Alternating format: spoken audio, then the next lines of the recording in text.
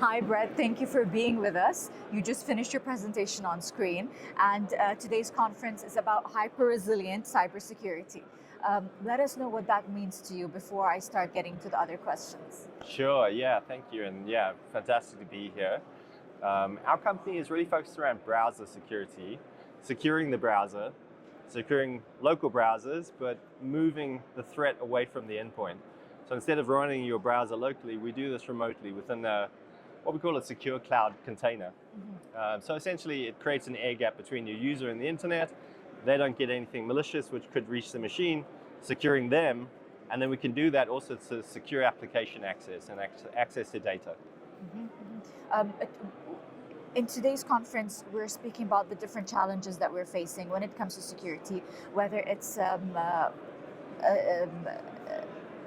all the different hacking devices that we did speak about.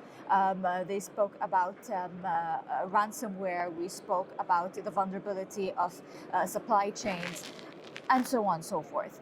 But what I noticed is that different people have different perspectives on what the most prominent challenge is. What do you think the most prominent challenge is at this point? Absolutely, all the ones that you said.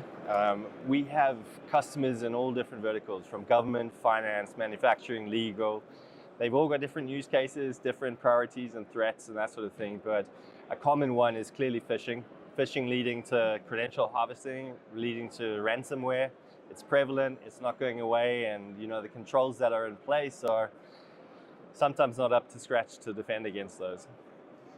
What do you think is the most widespread problem when it comes to lack of access with companies in using cybersecurity? One of the points that were discussed a while back is that not all companies today know the importance of using it, and a lot of companies that are not in the field of financial services or not government entities feel like it doesn't matter to them, or it's more costly and burdensome, just because I think the awareness is not there. Completely agree. Yeah. So we have a mix of either companies are buying technology because other companies in their sectors are buying the same technology. So it's such a labyrinth of complex, security controls, technologies, vendors, and things to choose from that, it's a minefield out there for organizations to pick the right ones all the time. But yeah, certainly we see that a lot. Companies that value security are the ones which really ultimately find us and purchase our technology. And how can the awareness increase? Whether it's through consultants or through just normal information, but accurate information reaching these entities on the importance of them adopting cybersecurity methods? Yeah, sure.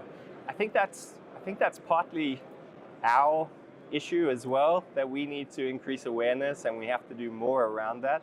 We work with a number of partners here in Saudi Arabia. We're also expanding our cloud to Dammam in Saudi Arabia as well at the moment. We work with our distributor, Cyberknights.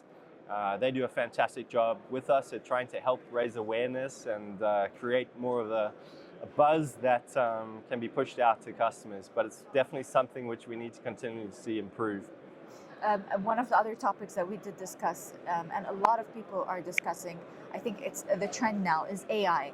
And the importance of using AI, but it also comes with, a world of challenges. Yeah.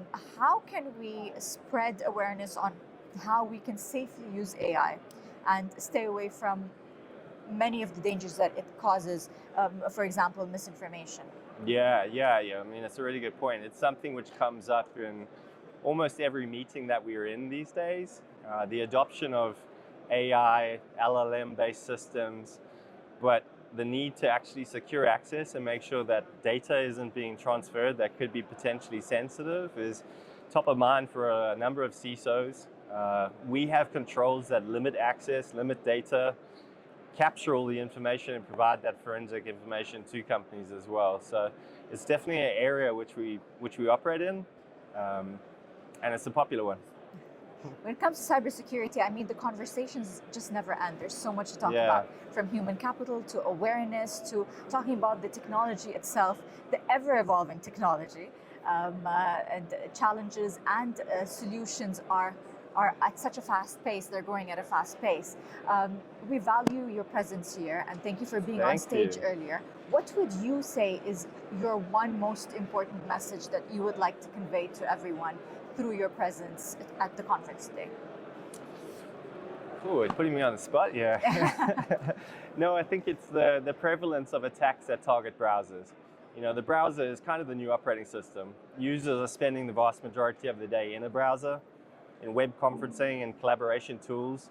But browsers are the primary attack surface that is essentially the door to your organization, you know. So we believe securing the browser secures the enterprise.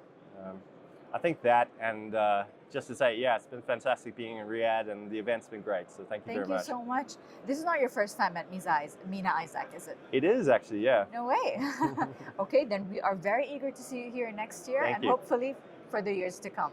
Thank you for being here, and thank you for your presentation earlier. Thank you very much.